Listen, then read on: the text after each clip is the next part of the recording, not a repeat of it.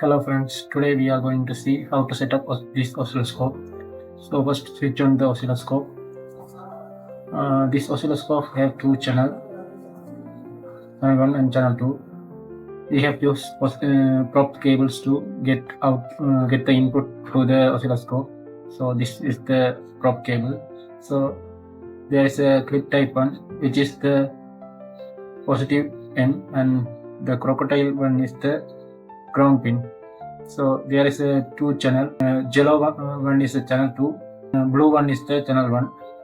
If you press measure, there are some values appear in the screen. So if you change press that button, and you can change the channel according to that. If you want to change voltage, press that one. Here you can change different values, peak to peak, RMS, high, low, middle. According to that you can change.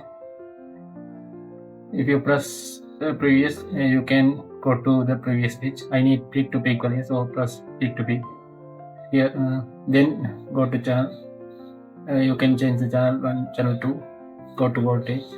If you want to get amplitude, press amplitude.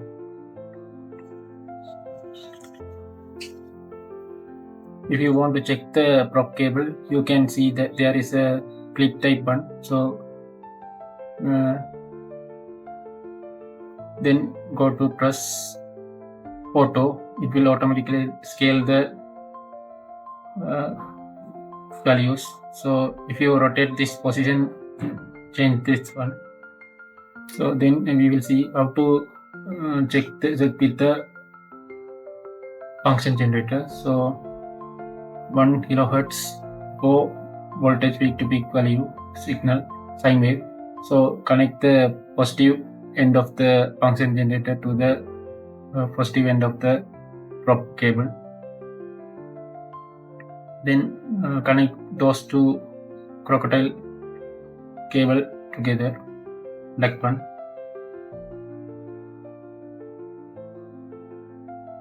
Then you have to press output to get the signal from the function generator. Press output. Then I need channel 2, so I change this one to channel 2. Here you can see till it will scale more values. So press auto to scale according to the screen. So here you can see 1 voltage per division, and